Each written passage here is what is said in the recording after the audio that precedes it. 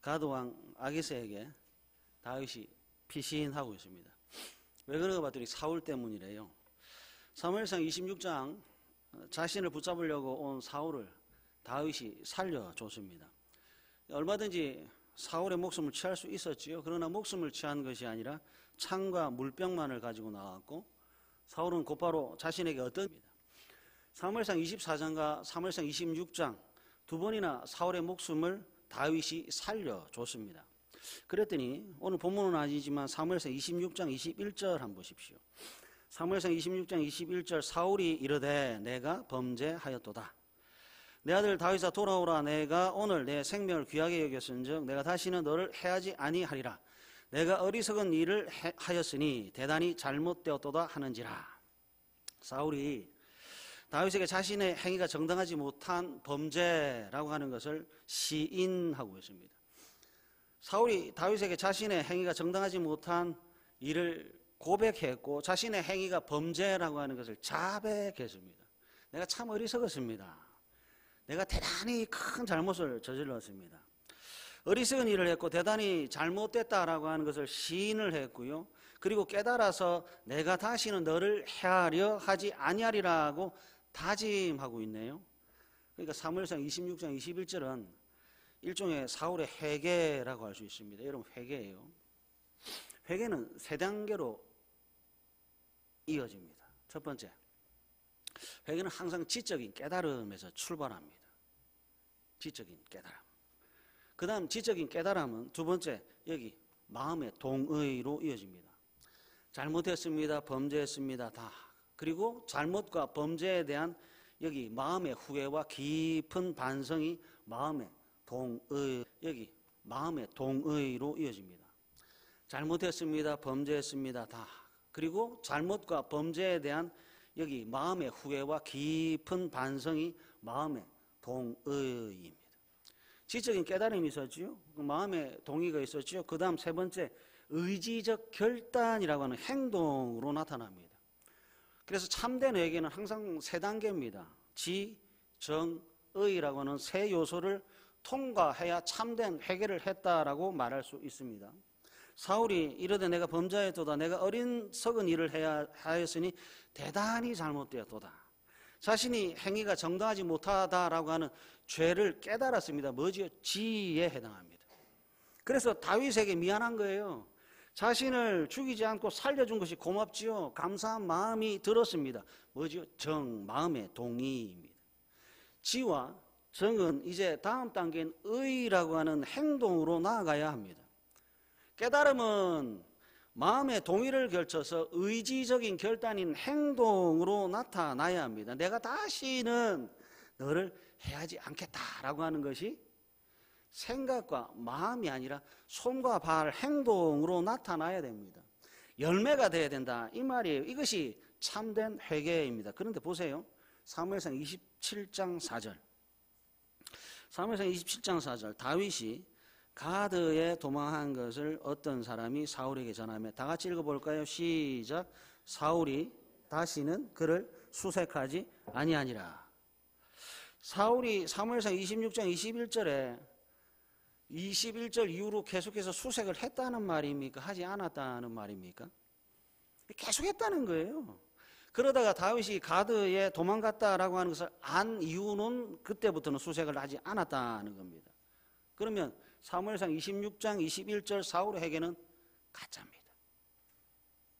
사무엘상 26장 21절은 다윗 앞에서 자신의 행위가 부끄럽다라고 하는 것을 깨닫고 그리고 여기 마음속에서 미안한 것에 대한 변명과 핑계이지 하나님과 사람 앞에 나타나 있는 진짜 참된 회개는 아니다라고 하는 거예요. 회개의 지식은 있습니다. 회개의 감정은 있습니다. 그러나 사울의 회개에는 변명과 핑계만 있을 뿐 의지적인 결단인 행동이 없는 거예요. 그래서 야고보서 2장 17절 이와 같이 행함이 없는 믿음은 죽은 것이다. 야고보서 2장 26절 영혼 없는 몸이 죽은 것 같이 행함이 없는 믿음은 죽은 것이다. 그러니까 성경에 비추어 사울을 탁 바라보면 사울은 죽은 사람입니다. 거짓된 회개를 남발한 죽은 믿음, 그래서 사울의 영혼이 죽어 있고 심령이 죽어 있음을 우리는 사무엘상 27장 4절을 통해서 확인할 수 있습니다. 사울은요, 구원과 영생 빼고는 다 가지고 있습니다. 구원 빼고 다 가지고 있는데 불안해합니다. 하나님 빼고 다 가지고 있는데 늘 걱정합니다. 사울이 불행한 인생, 불쌍한 사람이에요. 하나님 없는 인생이 얼마나 비참한가를 보여주는 가장 대표적인 인물이 누구냐면 사울입니다. 이제 다윗을 한번 보실래요? 사무엘상 27장 1절과 2절 한번 보십시오. 사무엘상 27장 1절과 2절, 다윗이 그 마음에 생각하기를 내가 후일에는 사울의 손이 붙잡히리니 블레셋 사람들이 땅으로 피하여 들어가는 것이 좋으리로다. 사울이 이스라엘 온 영토 내에서 다시 나를 찾다가 단념하리니 내가 그의 손에서 벗어나리라 하고, 2절 다 같이 읽겠습니다. 시작. 다윗이 일어나 함께 있는 사람 600명과 더불어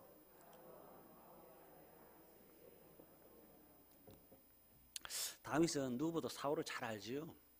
사울이 거짓말쟁이다라고 하는 걸 압니다. 사울이 믿음이 없다라고 하는 것도 압니다. 그래서 2절 다윗과 함께한 600명과 블레셋 사람들의 땅 가드 왕 마옥의 아들 아기스에게로 갑니다. 이런 반응이에요. 우리에게는 그냥 다윗이 가드로 가든지 뭐 남포동을 가든지 서면으로 가든지 아무 상관이 없어요. 우리에게 다윗이 어디로 가는지 별로 대수롭지 않게 보입니다. 그냥 이 동네에서 저 동네로 안전한 곳을 찾아서 이동하는 것 정도로만 이해합니다. 그러나 사무엘상 27장 2절은 결코 가볍게 넘길 수 없는 대목이에요. 여러분, 가드예요. 이스라엘의 적대국인 블레셋을 구성하는 5지역 중 한 곳이 가드입니다. 특별히 가드는 사무엘상 17장에 다윗이 죽인 골리앗의 고향이에요. 여우를 피하다 호랑이 굴로 피하는 도망가는 사람을 본 적이 있으신가요? 보십시오. 다윗은 사울을 피해서 어디로 갔냐? 가드로 갑니다. 더군다나 가드는 사무엘상 21장 10절에서부터 15절을 보시면 다윗이 이미 한 번 피했던 곳이에요. 가드로 피해서 그곳에서 다윗이 살려고 미친 채 했습니다. 가드 왕 아기스는 다윗에게 속았습니다. 다윗은 그야말로 기적적으로 살아났지만 가드 왕 아기스는 얼마나 억울했겠습니까? 가드의 영혼 골리앗을 죽인 원수가 자신의 발 앞으로 찾아왔는데 그것을 원수를 갚지 못했으니 얼마나 원통했겠습니까? 다윗의 연극에 속아서 원수를 살려보내고 말았으니까 안타깝고 원통한 거죠. 가드 왕 아기스가 사무엘상 21장일 때는 몰랐지만 이제 지금은 알고 있는 거예요. 아, 내가 속았구나. 다윗의 연곡에 속았구나. 그럼 절치부심입니다. 가슴 속에서 분해하면서 속으로 이를 부득부득 가는 거죠. 이제 두 번 다시는 속지 않겠다는 겁니다. 다윗은 다른 것은 몰라도 가드로 가면 안 돼요. 다른 곳으로 갈 수 있지요. 얼마든지 갈 수 있지요. 그러나 가드로 가면 안 된다는 거예요. 이미 한번 속았던 곳이고 가드라고 하는 것은 골리앗의 고향이기 때문에 갈 수가 없어요. 그런데 이상하게 다윗은 적진의 정중앙을 향해 돌격하고 있습니다. 그리고 또 하나 보십시오. 성경이 아기스를 소개하는데 마옥의 아들이라고 합니다. 이 마옥이라고 하는 뜻은 압제하는 자라는 뜻이거든요. 아기스는 압제하는 자의 아들이에요. 그럼 압제하는 자의 아들이면 아기스라고 하는 사람은 친절하고 상냥할까요? 아니요. 폭력적인 폭군입니다. 더군다나 다윗에게는 이미 한번 보기 좋게 속았거든요. 가드는 다윗에게 좋지 않은 추억이 있는 곳이고 아기스에게 다윗은 더더욱 좋지 않은 추억을 안긴 인물입니다. 그러면 보세요. 아기스가 다윗을 어서 오십시오, 환영합니다 라고 했을까요? 다윗이 찾아오면 아이고 잘 왔습니다, 사울을 피해서 저한테 오셨으니까 제가 좋은 땅도 주고 편하게 살 수 있는 집도 주겠습니다 했을까요? 다윗의 행보가 첩첩산중이에요. 왜 하필 블레셋으로 가냐는 거예요. 왜 하필 가드로 가느냐는 거예요. 다른 곳으로 얼마든지 갈 수 있어요. 그런데 많고 많은 곳 중에서 블레셋의 다섯 수도인 가드로 아기스로 갑니다. 왜 그렇지요? 다윗이 도망자입니다. 그래서 가장 중요하게 생각해야 되는 것은 낮이나 밤이나 안전이에요. 자신의 생명을 지켜야 되고 자신에게 속해 있는 사람들의 생명을 지켜야 합니다. 그래서 무엇보다도 최우선 과제는 첫 번째 안전, 두 번째도 안전입니다. 그렇다면 어디가 안전한가 하는 거예요. 어디가 안전하죠? 사울이 속한 이스라엘이 안전합니까? 자신이 죽인 골리앗의 고향 가드가 안전합니까? 사울이 다스리고 있는 이스라엘이 안전합니까? 가드 왕 아기스가 다스리고 있는 블레셋 땅이 안전합니까? 사울이 안전합니까? 아기스가 안전합니까? 어디가 안전하지요? 여러분, 독사가 안전합니까? 악어가 안전합니까? 여러분, 여우가 안전합니까? 호랑이가 안전합니까? 둘 다 안전하지 않아요. 그러면 질문을 좀 바꿔야 되겠습니다. 어디가 안전한가의 질문이 아니라 신앙이라고 하는 것에 질문을 좀 해봐야 될 것 같아요. 만약에 사울이 도망자이고 이방인의 왕 아기스가 도망자라면 둘 모두 다 어디가 안전한가라고 하는 것을 질문했을 겁니다. 그러나 사울과 아기스가 생각할 수 없는 질문인데 뭔가 하면 신앙인입니다. 어디가 안전한가는 누구나 생각할 수 있는 질문이지만 신앙의 질문은 신앙인만 할 수 있습니다. 다윗의 도피 생활을 떠올려 보세요. 자신을 끊임없이 죽이려고 하는 사울을 죽이지 않습니다.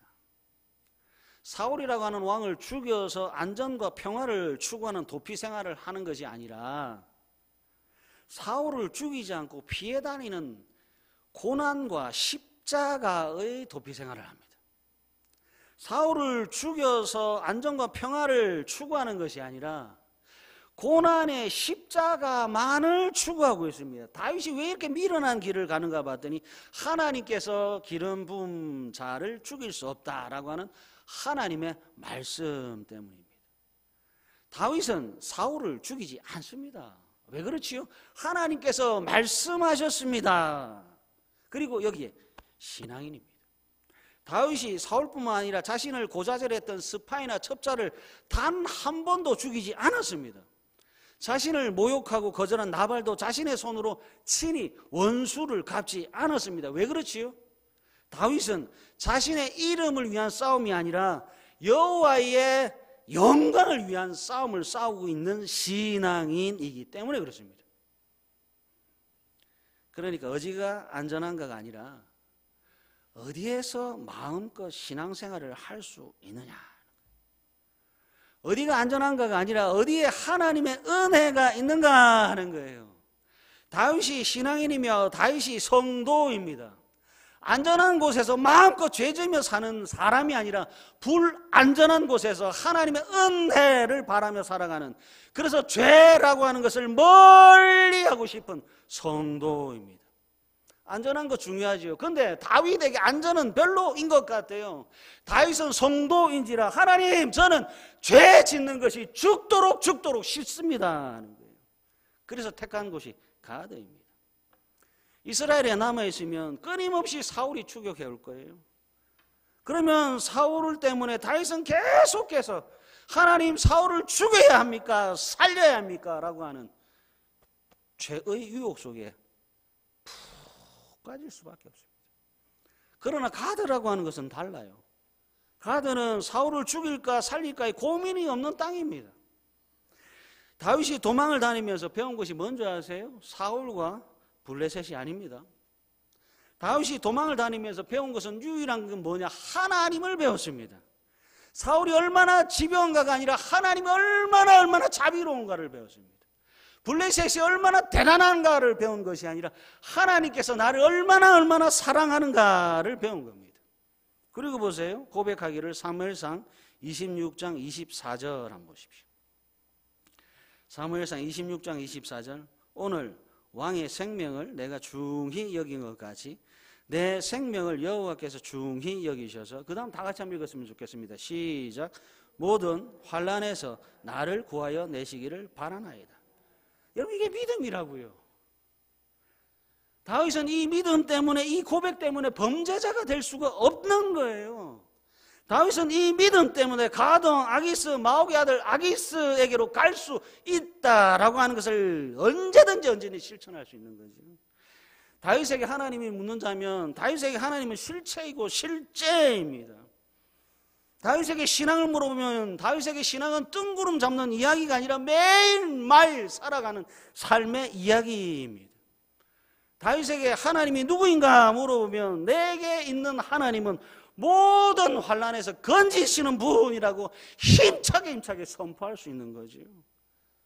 하나님은 모든 환난에서 나를 건질 수 있는 분입니다. 그래서 가드라고 하는 곳에 갈 수 있습니다.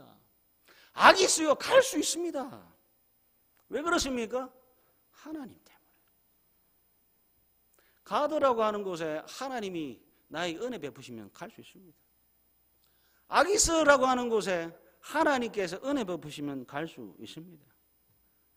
다윗은 뭐 하고 있는 건지 아시겠어요? 안전한 곳에서 죄 짓고 사느니 불안전한 곳에서 하나님의 은혜를 받으며 살고 싶다 하는 겁니다. 이스라엘에 남아있으면 사울과 고자질쟁이들 때문에 죄의 유독에 끊임없이 시달리는 거예요. 그러나 가드는 달라요. 여러분 고달프지 않다, 위험하지 않다는 게 아닙니다. 그곳에서는 사울로 인한 죄의 유혹이 없다는 거예요. 죄를 멀리하기 위해서 다윗이 위험함 앞으로 돌격하고 있습니다. 마치 온몸에 기름을 붓고 불이 활활 타오르는 적진으로 전진하고 있습니다. 여러분 이게 어떻게 가능하지요? 다윗은 사무엘상 16장 이후 사무엘상 27장에 도달하기까지 키가 자라고 있고 지혜가 자라고 있습니다. 그리고 또 하나 잘하는 것이 있어요. 하나님께서 다윗을 선택해 부르신 이유와 목적이 딱 하나입니다. 뭐냐? 신앙입니다.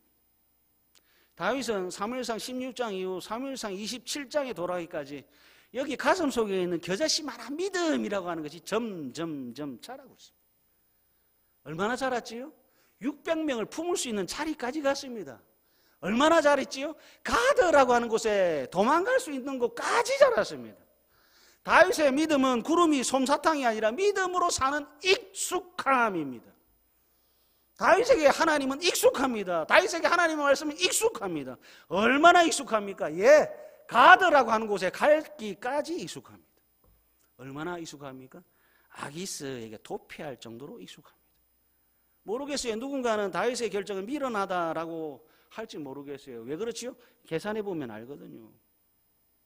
더하기, 빼기, 곱하기, 나누기 해보면 알잖아요. 그러나 다윗은 계산적 신앙이 아니라 초월적 신앙인 거예요. 무슨 말이냐? 다윗은 머리에서 계산기 빼버린 거예요. 무슨 말이냐? 다윗은 가슴 속에서 계산기를 빼버린 거예요. 다윗은 계산기 대신에 초월하신 하나님을 머리에, 은혜 베푸시는 하나님을 가슴에 모시고 살고 있어요. 믿음으로 사는 것이 얼마나 익숙한지 그냥 일상생활이 되는 거예요. 하나님께서 나를 죽이시면 모르겠지만 가도왕 아기스 따위는 내 안중에는 없다는 거예요. 이것이 믿음으로 사는 것의 익숙함입니다. 다윗이 지금 몇 살인지 아십니까? 20대 초반입니다. 옆에 있으면 형님 하고 싶어요. 다윗과 함께하는 600명이잖아요. 그 사람은 10대가 아닙니다. 다윗은 20대고 다윗보다 나이가 많은 40대, 50대, 60대가 있을 수 있지요. 다윗이 나를 따르라 하는데 아무도 가지 못하겠다 하는 사람이 없습니다. 왜 그렇습니까? 다윗과 함께하는 하나님을 봤기 때문입니다. 다윗이 참 멋져요. 다윗이 정말 멋있습니다. 믿음으로 사는 것이 참 멋집니다. 여러분, 믿음으로 사는 익숙함을 잘 보셔야 돼요. 요리사는 언제나 칼질에 익숙해져야 하지요. 다치지 않았다가 아니잖아요. 익숙해졌다, 노련해졌다, 숙련됐다. 그래서 이제는 초보가 아니다 하는 거예요. 참 희한하게도 전문가는 다치면서 아파하면서 전문가 됩니다. 전문가가 되는데 항상 필요한 게 있지요. 반복이라는 것과 확인입니다. 똑같은 것을 계속 해보는 거예요. 칼날에 베어보고 손톱과 손가락에 밴드와 붕대로 칭칭 감겨보는 거예요. 어떤 때는 다쳐서 응급실에 실려가기도 하고 어떤 때는 병원에 입원해 보기도 하는 거예요. 그러나 포기라는 거 하는 것은 없는 거예요. 초보라고 하는 것에 티가 나지 않는 것까지 계속해서 전진. 다윗이 말씀으로 사는 것에 익숙한가? 믿음으로 사는 익숙함의 자리까지 도달해 가고 있습니다. 이것이 사무엘상 27장입니다. 성장과 성숙, 믿음의 대장부. 다윗의 믿음, 다윗의 말씀에 대한 익숙이 얼마나 익숙한가를 좀 보셨으면 참 좋겠습니다. 신앙인에게서 가장 중요한 것은 하나님이 누구인가? 신앙으로 살고 싶다면 하나님이 나에게 어떤 일을 하시는가를 아셔야 합니다. 다윗에게 하나님은 진짜 하나님입니다. 다윗 하나님은 사무엘상 26장 24절 내 생명을 여호와께서 중히 여기셔서 모든 환난에서 나를 구원해 내시는 하나님입니다.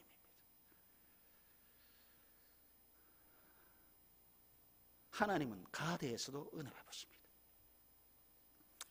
하나님은 아기스에게서도 은혜 베푸십니다.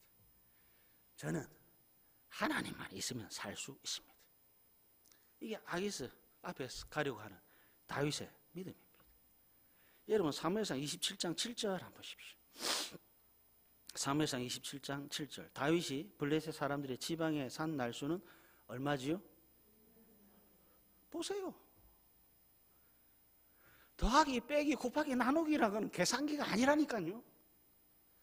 단 하루도 살 수 없는 곳, 근데 그곳에서 안전하게 아무런 일도 없이 1년 4개월 동안 살고 있잖아요.